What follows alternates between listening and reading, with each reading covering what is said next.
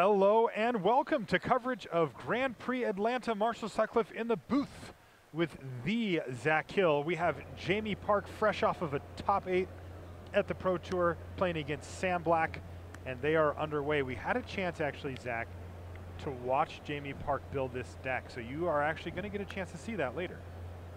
Yeah, I mean, and Jamie Parke leading off with turn to Starfish, just basically the best possible lead up in this format. So Citadel Starfish for Jamie Parke kicks things off. It's up against an Everflame Eidolon. One of the few 2-drops that can successfully attack into a Starfish. So far, Sam Black has not given hint at what his second color is. I can see that it's green from our angle, but if you're sitting in Jamie Parke's seat, you don't actually know that, and Jamie's just going to pass the turn back. Now, interestingly, Jamie missed his third land drop, didn't Starfish on the upkeep. This is interesting too here, though, Zach. Jamie has blocked the Everflame Eidolon, really just daring Sam to use up most of his mana for the turn by pumping up that thing, only to have it probably killed with a burn spell of some sort. The question is, does Sam want to take that risk? He can also turn it down. He can say, okay, your Starfish takes one. I'm still just going to continue developing my board, casting spells, and keeping my threats going.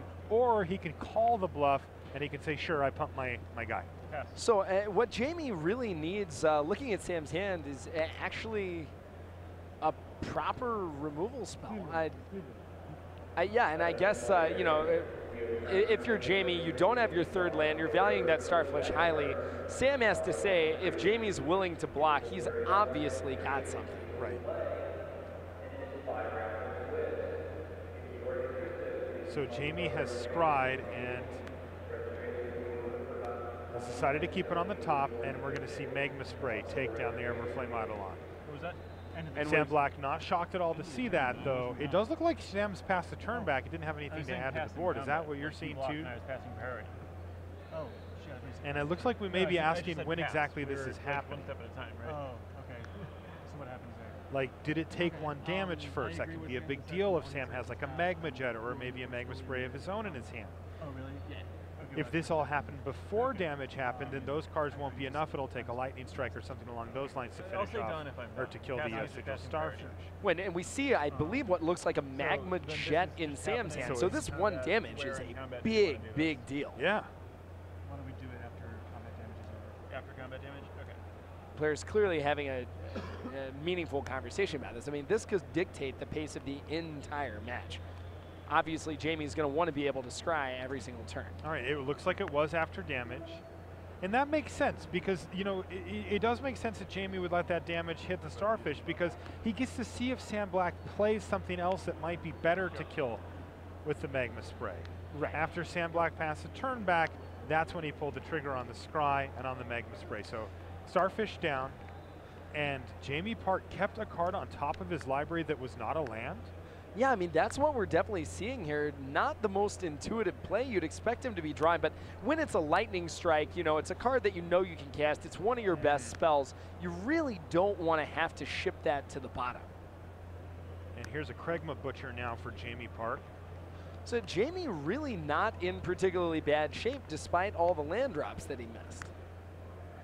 And there's a Nyxborn Wolf just all by itself there for Sam Black. Not going to bestow that one. And Sam only 1 mana away from being able to bestow it, but of course no creatures on the battlefield to do that with. So prioritizing just getting a creature down there that can trade with the Kregma Butcher or start attacking. Although I think that if Jamie attacks strategically, it makes the most sense to block here. Now, what do you think about Jamie Parke using Lightning Strike on the Satyr Hedonist? I think that is not a big threat, right? It's not a big threat. At the same time, the artifact is there, which I think can make it bigger. I think that's whenever a creature attacks, you put a 1/1 counter on it. So you have to assume if you see that equipment, that anything your opponent casts is going to be able to turn into a threat. And I think that if you're opting into missing a land drop to draw a Lightning Strike, you don't know when you're going to get your next land, and you have to make sure to keep pressure off the board.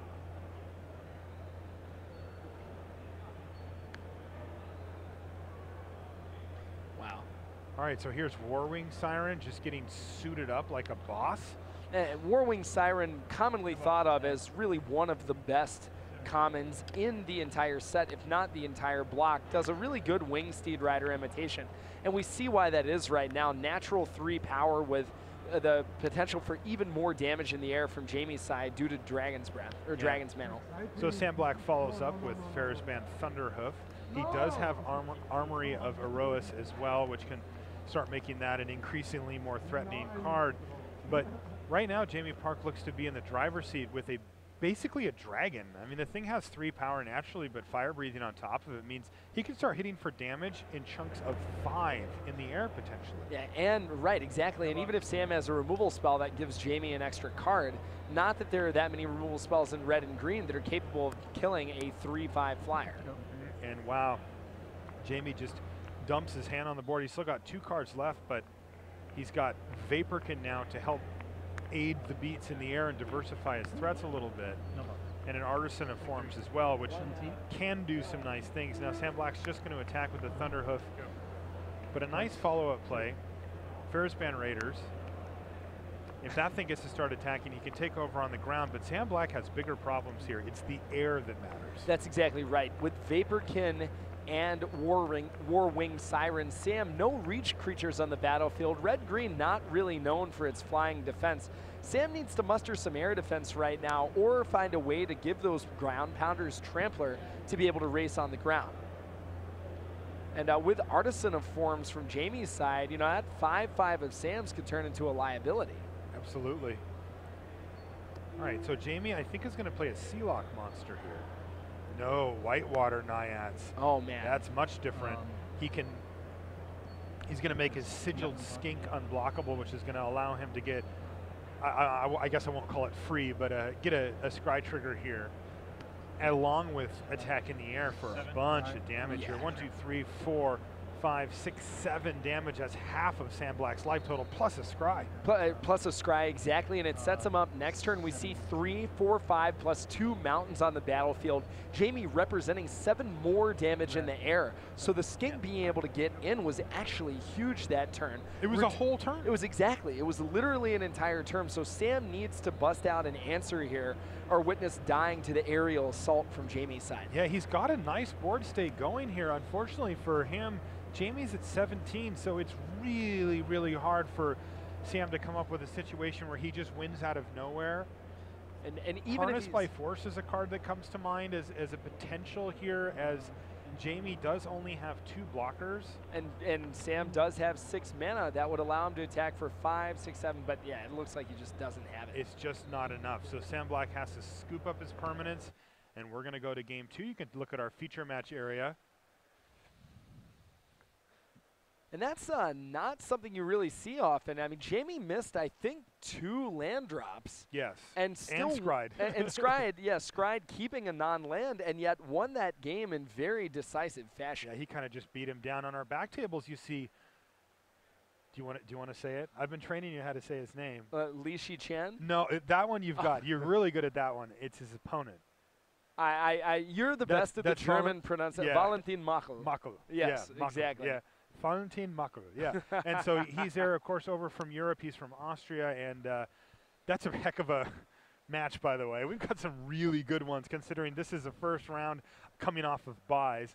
And then looking back a little bit further, I see Nam Sung Wook playing against Frank Scarn, yeah, who was a GP winner earlier, and I can't quite see far enough to get who's in the back, but I think I see Machl's travel partner back there, Dickmann. Philip Dickmann in the back. Yeah, and I can't quite make out who his opponent says. But point being, I mean, we're talking about after the Pro Tour how high caliber these fields are. I mean, we've got a feature match area that could almost be a Pro Tour top 8. You know, I mean, just truly incredible amounts of talent in the room. And, you know, and Jamie Parke coming fresh off a top 8 the very last event. I need an opinion, Zach. What's that? Sam Black going sleeveless. Thoughts? I go sleeveless a lot, actually. At GPs? At GPs. So here's why I like it. I like it because it makes it easier to side into and out of wholly new decks. If you keep everything unsleeved, you can say, well, why don't you sleeve everything? The problem with that is the deck that's your game 1 is going to just have a lot more worn sleeves than your game 2 and game 3 cards. And the last thing you want to get is a game loss for marking your cards. All right, let's take a look at a live look in here. Valentin Mako versus Li Shitian. Li's on the right side of the screen here with a whip of Erebos and nothing else, unless that Centaur's his, and that Centaur is his. I can see Fated Intervention sitting on the top there. But what's on the other side of the battlefield for Mako? He's got Ferris Band Tromper and a font. Yeah, I think that's fertility. a font. Exactly, I think that's a font. So Lee, I was talking to him earlier, was not, you know, he had some powerful rares in his deck. He said he only had one instant in his deck, which was make 2 Centaurs. So even his one instant was really a creature. So he's not incredibly excited about that element of his deck. On the other hand, his card power is quite high. I mean, we said he's got a whip and just a token, but it's actually kind of hard to beat a whip and a token. You know, Lee's gaining 3 life a turn. He's attacking for 3 a turn. Mako has the Tromper, so he's able to grow it on his untapped step, theoretically being able to block. But, you know, Whip of Erebos is not an easy card to beat. So how many people do you normally play the Navi game with? Yeah, it looks like Li Shitian has some decent cards in his yard. I see he's got a Snake of the Golden Grove he can get, a Ravenous Liquid He can definitely has a few things he can do. I don't know. Looks like Mako just has a grip full of cards. Yeah, why does he have so many cards in hand yet? It seems to be not doing a ton here. Oh, it looks like he cast, what is it, +3/+3 and draw that many cards? That's, that's why. Hunter's Prowess? Hunter's Prowess, exactly. Okay. A great way to, a pretty good way to refill your hand. That makes a lot more sense now. That said, he is under some pressure from that Nighthauer bestow, and yes, he is. With Lee gaining that much life back, I mean, it is not easy to win this race right now. I'll play first. Then again, if there's a way to do it, it helps to have a handful of about 10 cards. I think it's probably literal 8, given that he had to discard last turn.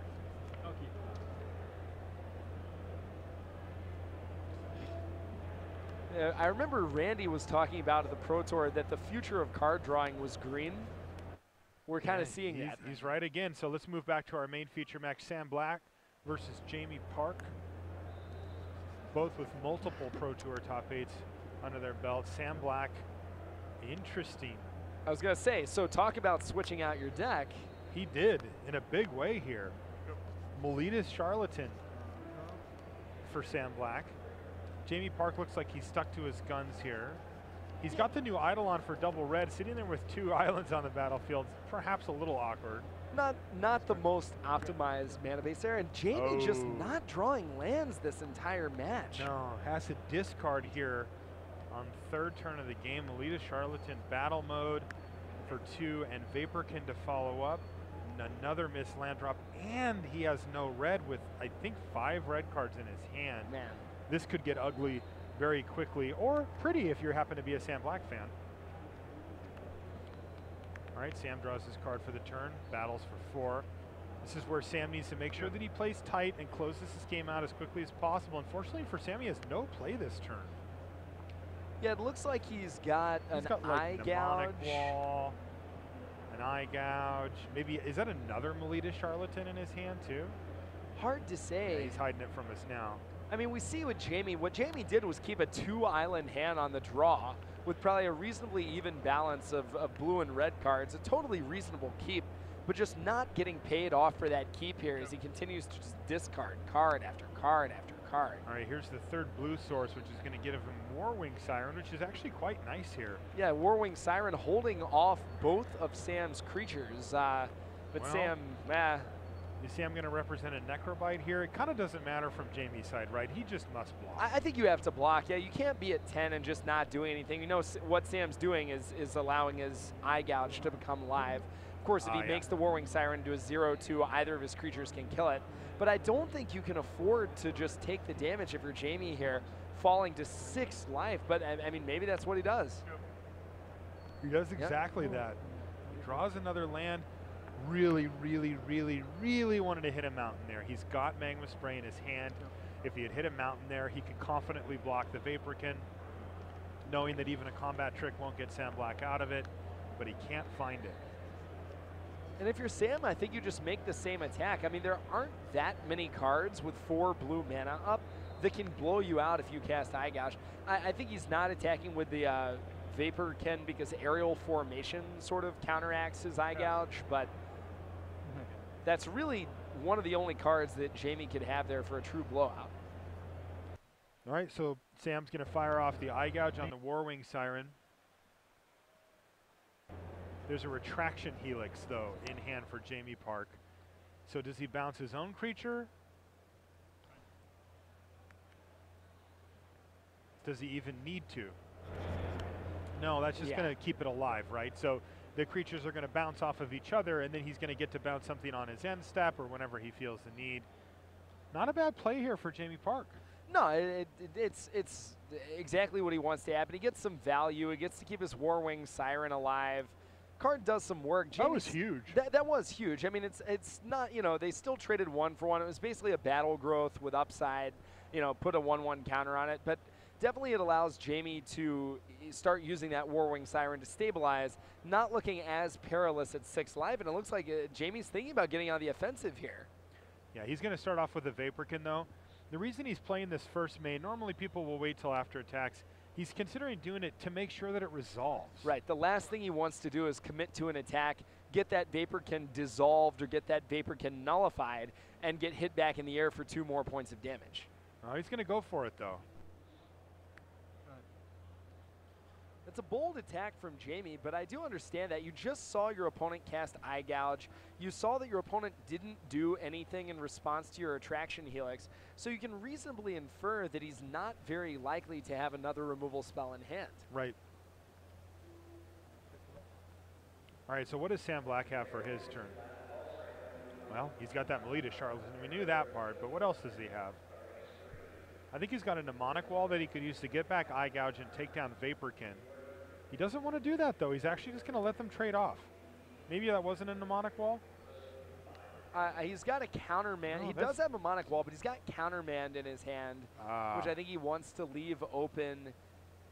That said, you know, playing Mnemonic Wall into Eye Gouge, just killing the Vaporkin and attacking for 2 wouldn't have been the worst play in the world. Ooh. Wow. Rise of Eagles off the top here for Sam Black. So if Sam had 1 more mana, he'd be able to rise and then copy it with the Charlatan. Yeah. Oh, and he's going to double Divination instead. Draw 4? Sure, why not? Pretty powerful. Jeez. I mean, to be fair, Sam would much rather be putting the pedal to the metal here.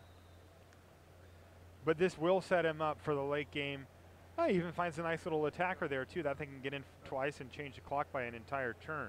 Yeah, that's actually a pretty powerful freak he's chosen there. And Jamie drawing his mountain, but finally. You know, he's got a grip full of red cards, only going to be able to cast 1 of them per turn. Jamie's still not in the best situation here. Does he have to just Starfall here?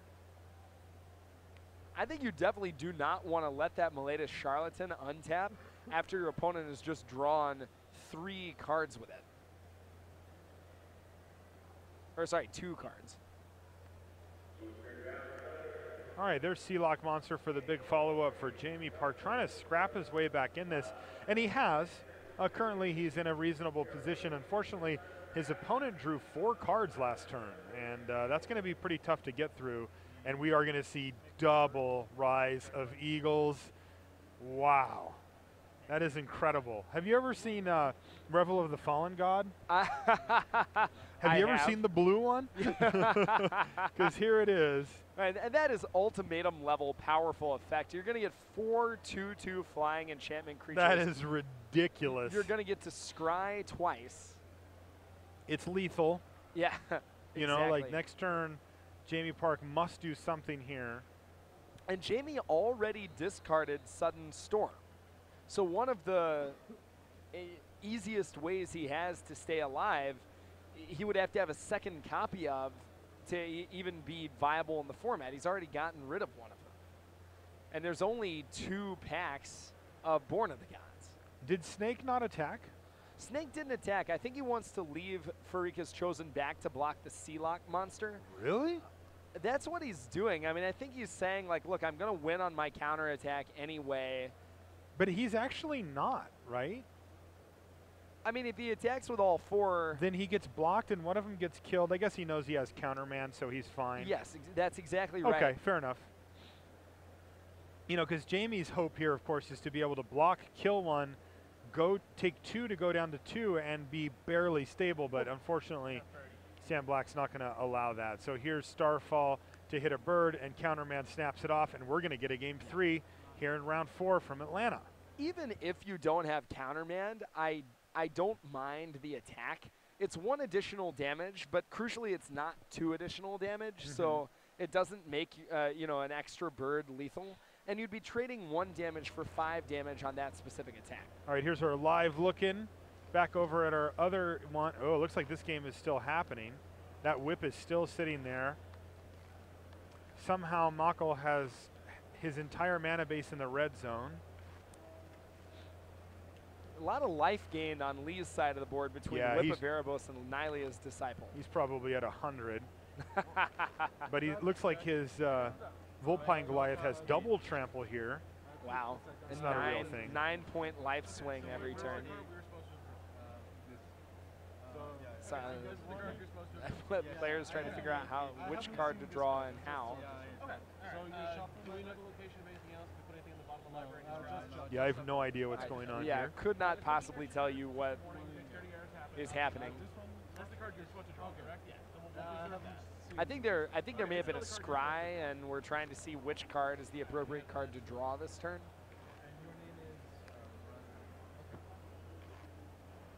Interesting, there's an island kind of out of nowhere for Mako. And Nessian Courser.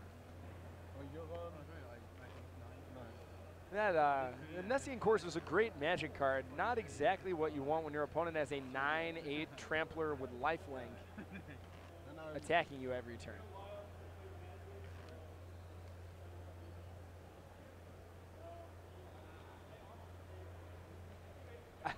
Lee's slow rolling what card he's going to draw. He loves that. Yeah, I mean, I don't know that he needs a big top deck here. I mean, his board looks plenty impressive by itself. It sure does. I don't want to know what his life total is. It's got to be very high. Wow. He's going to whip something back here. The Ravenous Lucracota. Engage in battle.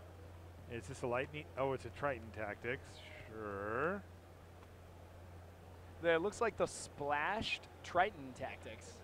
So he's going to get to Triton Tactics, activate the Ferris Band Raiders, make a 3/3 Centaur. The Centaur is going to just be a 3/3, but the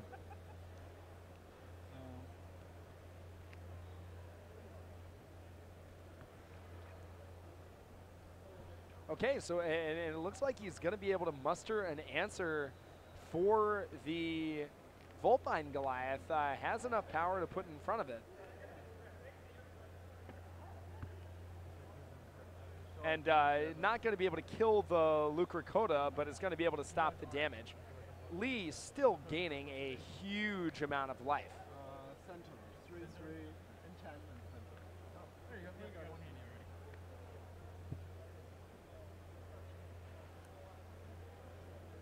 But Mako's still able to survive the attack. Lucracota going to go away at the end of the turn.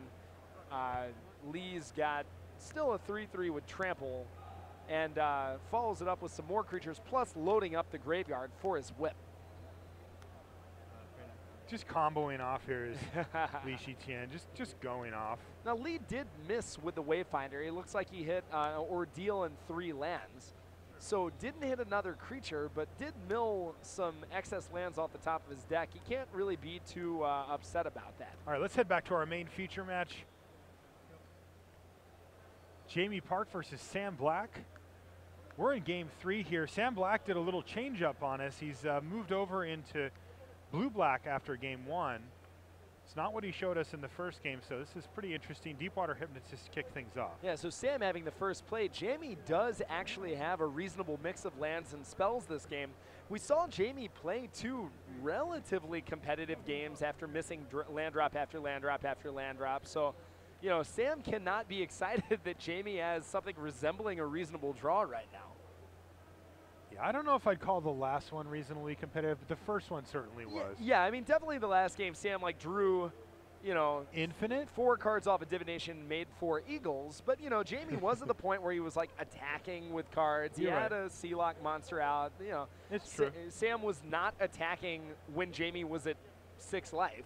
For at least I a wanted couple him of to turns. though. I was a little Sure. sad. All right, so we had some trades here, and a Vaporkin is all that's left after the dust is settled. But Jamie is going to follow up with his own card. A really nice answer to Vaporkin Warwing Siren. Now, when you have a 2/1 that can only interact with flyers and has flying, and your opponent has a 1/3 flyer that can also attack, it's kind of the trump in every conceivable way. It looks like Sam Black, though, has found the re-trump here. As he's put Oracle's Insight on his Vaporkin, he's like, sure, if this isn't going to be an attacker anymore, I'm going to make it a card advantage engine, start drawing cards. And he's already started.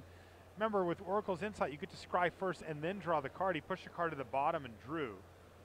So Yeah. the big question here is, does Jamie Parke get to untap and kill Vaporkin? Because if he doesn't, Sam Black is A, going to breathe a sigh of relief, and B, experience a sharp uptick in his win percentage in this game.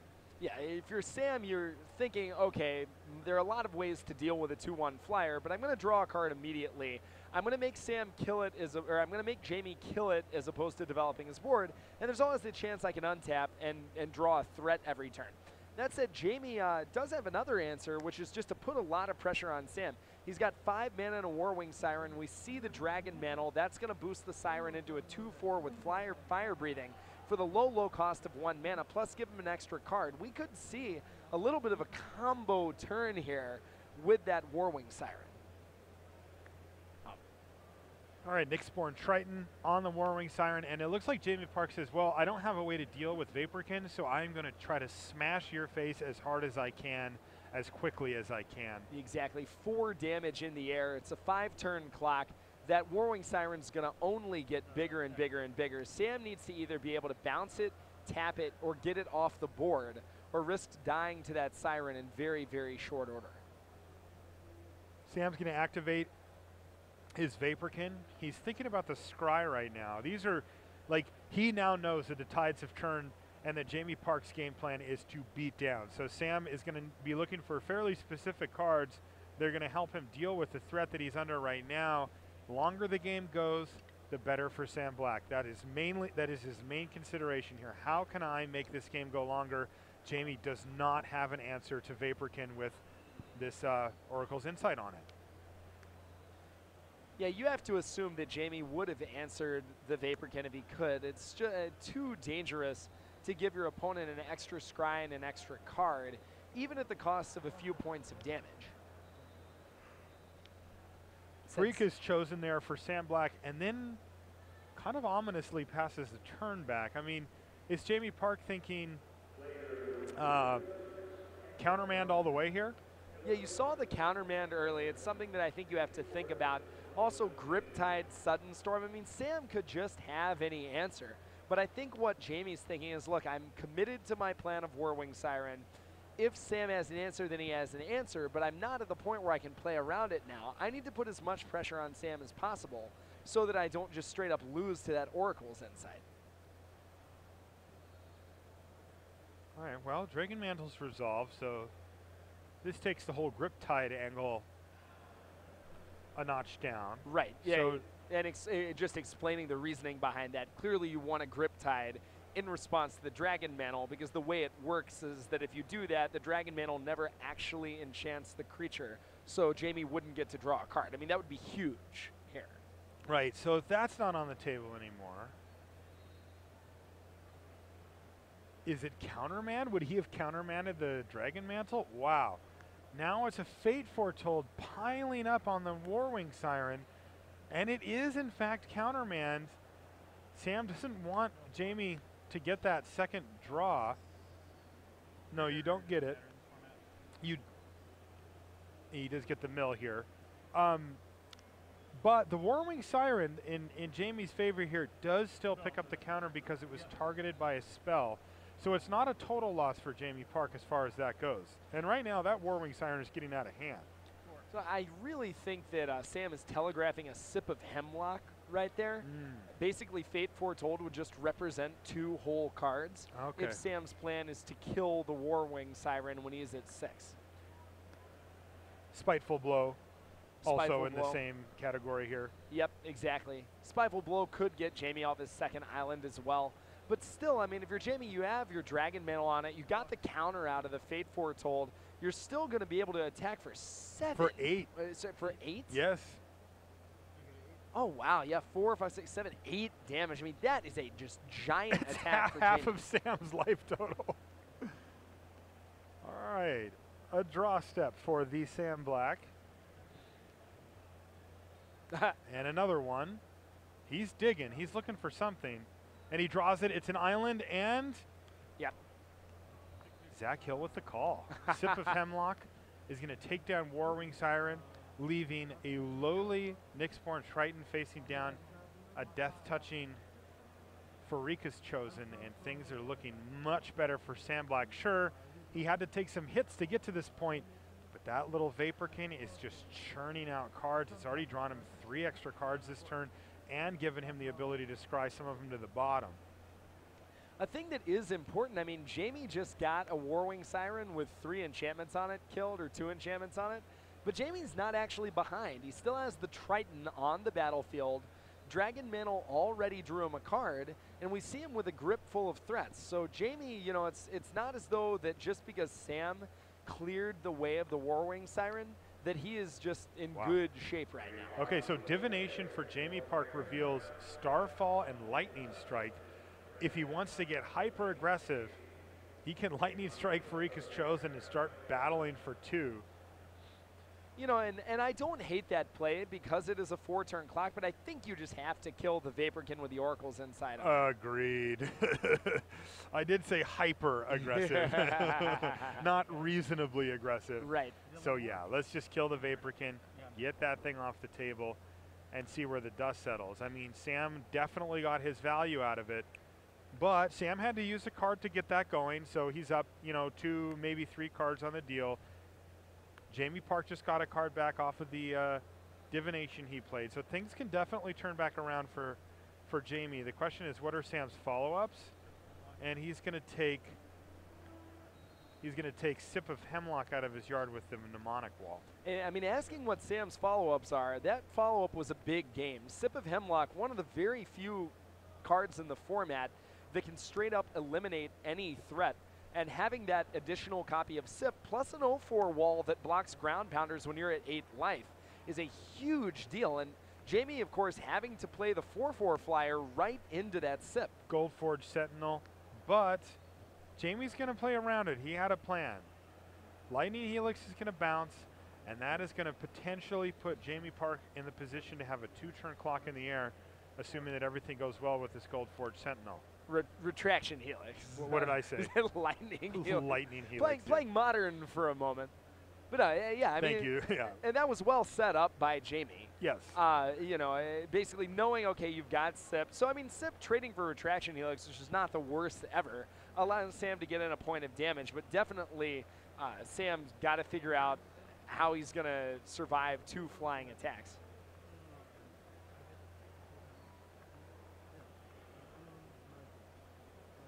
Starfall in hand for Jamie Parke.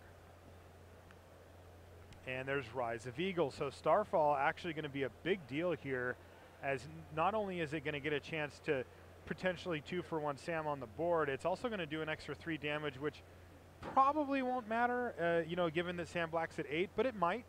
Yeah. It means that if Jamie's able to force through the existing creatures he has on the board right now, they become lethal. Of course, Sam has to double block. He must double block here. Sam already knows what's coming, though. Starfall to kill one of them. Sam Black takes 3. His other bird dies. And Jamie Parke closing in on a potential victory here. We say Sam has to double block. The reason is, you know, if he takes 4, then he just sets him up for the exact same situations he is now, only 1 turn later at 4 fewer life. And if he just blocks with 1 eagle, Jamie can say, all right, and then next turn just Starfall the remaining eagle and attack for the remainder of the damage. So, you know. So all of the options end up being bad for Sam. But Sam plays Divination and finds a much-needed removal spell in Pin to the Earth, which somehow doesn't make it lose flying, but it does at least make it a -2/4, so it's not going to be threatening his life total anymore, and Sam has stabilized at 5, and I think Jamie just passed it. No, he's not going to pass a turn. He's got Spear Point Oriad. That is nice. That allows him to attack through either of the creatures. They just become chump blockers, where before they were trading. Right, the Farika's Chosen does have Death Touch, but because Jamie's creature strikes first, Chosen never able to actually successfully deal damage to the Triton. Another thing that just happened here, Zach, that gets pretty interesting is Jamie drew Bolt of Keranos, which can go to the face and put Sam Black all the way down to 2. So he's a burn spell away. Here's a God Hunter Octopus for Sam Black. Jamie reading God Hunter Octopus. Which is big enough. It's a 5/5. So we've got some serious haymakers here. A land off the top for Jamie. Jamie can attack if he wants, assuming that. An interesting thing Jamie can do here is actually Bolt of Keranos, the God Hunter Octopus, before attackers, meaning that if Sam wants to block, he's got to, the damage is already there, so first strike could get through, or he'd have to take the attack and fall to 1. I guess he could block with Farika's Chosen there, which is why you probably would just bolt the Farika's Chosen. But I don't see that kind of situation come up that often. No. Oh, man, another mnemonic wall for Sam Black. Is he going to get that stupid Sip of Hemlock back again? I'm thinking now in Jamie Park's voice. No. What did he get? Countermand? Yeah, and I like getting countermand here. You're basically able to hold up 4 mana basically every turn. I mean, you have any number of lands. Sip of Hemlock only works at sorcery speed, so it's not able to deal with a haste creature, and countermand is able to deal with non-creature threats. Plus, if Jamie casts a creature, you can just use it like you would a Sip of Hemlock and merely counter the spell. Yeah, it just means that he doesn't get to deal with what's on the battlefield, but seems to feel pretty comfortable with what's going on there. Well, yeah, I mean, Sam has 3 blockers right now. The 4/5 a problem, but he's got God Hunter Octopus, and he's got Counterman, which could deal with any combat trick that could get Jamie through the God Hunter Octopus. We are late enough in the game, too, that the first Counterman mill plus the second Counterman mill starts to really matter. It really does. And this is a great game of Magic. This has been fantastic. Sealock monster now for Jamie Park. Sam Black already controls Island, so it can attack whenever it wants. He's also got enough mana to monstrous it. And wow, and Sam letting it resolve. He's got Farika's Chosen, so he says, I think, look, I can just block the Sealock monster. Oh, he's also got another answer in his hand here. Keepsake Gorgon, the mythic uncommon. Really is, though, one of the best uncommons in the entire set, and Sam Black has put himself in a position to be able to take out either of the threats here. And you got to start liking how this is looking for Sam Black. Yeah, you're Sam, you've got a hard counter, you've got a hard removal spell. Jamie, a lot of threats on the board. Sealock Monster, one of the best cards that he could have in this matchup, but it is just not doing anything here because the Freak is Chosen. The Octopus holding off the Triton, and Sam, I think, is just going to say, like, look, I'm not even going to have to kill you with damage, or you can just start getting into the Gorgon. We remember the Gorgon has Death Touch, so the 4 power of First Strike, not quite enough to kill it given that it's monstrous, and Jamie had a healthy 17 life, but going to start taking some damage from the Gorgon, putting him on a relevant clock.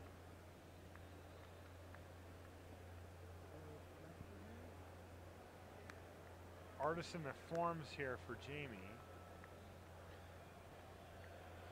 And Artisan of Forms threatening to be able to copy the Keepsake Gorgon, which could deal with the Octopus, which could allow Jamie to start attacking. Of course, what Jamie needs is a way to target that Artisan. But given that, what would he get out of it by copying the Gorgon? Oh, I think he'd be able to kill the. Oh, that's right. He can't activate the monstrous ability. It's a blue-red deck. Right. He could get a 2/5 Death Touch, which is no slouch either, and actually a reasonable attacker when your opponent's at 5 and you've got Bolt of Keranos. A great point. Yeah, that's an excellent point.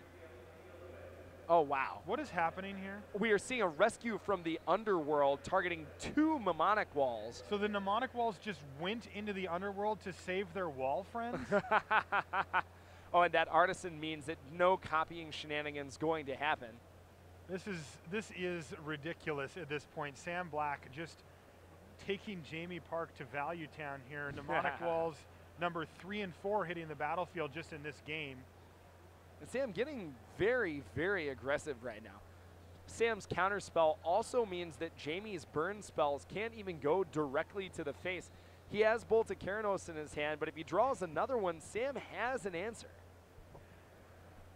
Not very intuitive to get countermanned over another sip of Hemlock, but absolutely the right play for Sam several turns ago.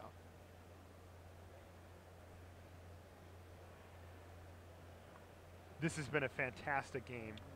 Rescue for the Underworld Mnemonic Wall is a pretty bananas loop. That is ridiculous. Yeah, I mean, and Jamie was in the driver's seat the bulk of this match, but tide has certainly appeared to turn.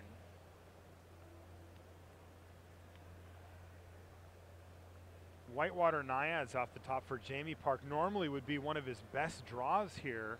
It's just going to get countered, but that could open the door to him drawing Magma Jet and being able to just burn Sam Black out here. Yeah, I think if you're Sam, you have to counter the Naiads. You don't want to take 4 damage. It's like a burn spell. You don't want him to have a 4/4 on the battlefield. You don't want to have to deal with every successive enchantment that Jamie draws. So Jamie's actually going to try to bait out the counterman from Sam Black. Remember, Jamie knows he has it. Oh, they forgot to exile the rescue. It's relevant. So here's Bolt of Keranos, and I'm assuming that this is hitting Sam Black. Yeah, and I don't think you can counter this if you're Sam. If your opponent's doing that, oh, I thought Sam was extending the hand. I was like, is there something I didn't understand? Yeah, no. But yeah, I think you have to let the bolt resolve, because if your opponent's doing that, he is representing that he's got something else to kill you. So you should probably counter The that second something one? else. Yeah. Yeah. And that way you make him use the bolt to really kind of do nothing. Exactly. But I mean, And there's some value at staying at 5 life, for sure. All right, so Milfor from Countermand. Including a Fanatic of Mogus that's very relevant. Seems relevant, but I think this Constellation creature, Whitewater Naiads, is a big deal here. As Sam Black has already used up his Keepsake Gorgon activation. He doesn't have lethal. 5, 6, 7, 8, 9. Jamie Parke at 11. Could he be one enchantment away from picking up this really early game in this tournament? No. Oh, and that is a big attack, because that takes Jamie down to 9, and Sam able to attack for exactly 9 damage. And that's going to do it. Sam Black wins 2-1 over Jamie Parke to kick things off. So Sam Black 4-0. Jamie Parke is going to have to settle for 3-1. And that was an epic game. I mean, Sam falling to 1 life, able to attack Jamie for exactly lethal in game 3. Wow, what a round 1 feature match. If the rest of the tournament's going to go like that, we're going to see some exciting games of Magic this I think I'm going to be tired. I was sick. A lot going on in these games. And we've still got Michael Lee. All right, so here's Valentin Makel on the left side of the screen. That's Li Shitian on the right. Little lands in front of creatures action here from Valentin. Also no sleeves. Is this a Marshall, thing now? aren't you a critic, man? Is this a thing now? Why don't you go tell them how they're supposed to arrange Now it? wait a minute.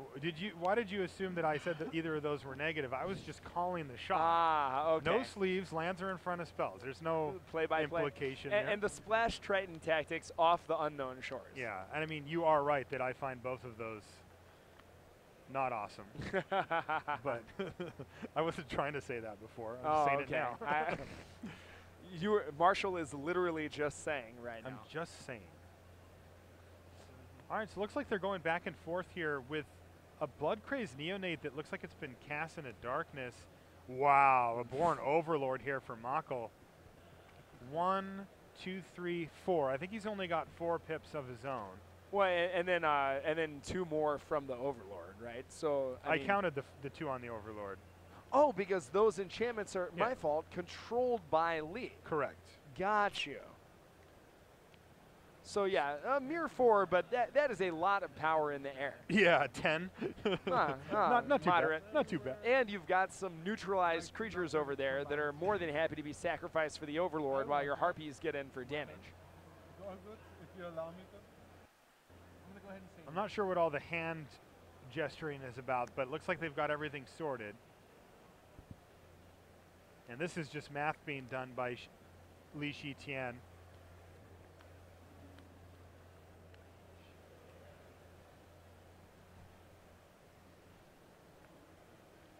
Yeah, Lee's got a 5/5. Wow. Wow, it's much bigger than that, and it has trample. How many creatures are in that yard? Probably the best possible top deck for Lee 4, there. 5, 9, 10, 11, 12, 13, 14, 15. Is this lethal? No, I mean, it can't be lethal. He's got 10, at least 10 power of blockers, plus Rotted Hulk, which is another 3 power of blockers for him. Still, this is huge attack. Yeah. That Humbler of Mortals is massive. I mean, normally if you have just cast what's it, Abhorrent Overlord, you are not expecting to wipe your own side of the board off an attack from your opponent. And I'm assuming that any blocks from his opponent's side are going to not kill the Humbler of Mortals, but actually just keep him alive. Yeah, I mean that's exactly what Makel's got to figure out how to do now is throw the least toughness that he can in front of that Humbler in order to stay alive. Makel, by falling to 1, is able to at least say, okay, Lee, you've got to show me an enchantment next turn. Show me an enchantment, and it also gives Makel the opportunity to draw a removal spell, right, leaving the Night Howler, which doesn't have trample or any type of evasion on its own and can be chump blocked with harpies or whatever. Now, a thing to remember there that also is ticking down for Makel that he can't be too excited about is if he is sacrificing a creature in essence every turn to block the Humbler without trample, also sacrificing a creature to his Abhorrent Overlord, he's going to run out of creatures pretty fast. They never play around the second abyss. Of course, I mean, while we say that, Makel obviously able to attack for at least 6 in the air next turn as well. So yeah, looking like 9 if he wants. So right, this could be interesting. Let's see what Makel can come up with. I mean, what about Hunter's Prowess? We saw that he had that card. Would not be bad right now. It also wouldn't be lethal. But you have to imagine that with 9 additional cards, he could figure out something to do about the Humbler. But assuming that Li Shitian doesn't have an enchantment. Exactly. Yeah, this is incredible. Enchantment, very, very bad news for Makel right now. I think you kind of have to just play as though your opponent doesn't have it. But you could be trying to draw into a removal spell that's able to, or a disenchant even for the Humbler. So yes, a lot of things that could happen. But I mean, all of that assumes that Makel has the card in his hand. Either way, a lot of power on the battlefield right now. A lot of very big moments, and this game could rest upon these next couple of attacks. All right, so Makel's going to battle with, well, one creature that can't block anyway because this has been cast into darkness. That's his Bloodcraze Hoplite, but he's also going to get in for 7 in the air and just pass a turn back here, leaving back the 1 Harpy and saying Li Shitian either don't have a removal spell or don't have an enchantment, and I might be able to survive here. Does Lee have an enchantment? Yes, he does. Yes, and it comes in the form of another Humbler of Mortals. That's going to get a trigger, and that is going to do it. Li Shitian takes down Valentin Makel in round 4, 2 games to none. So that's our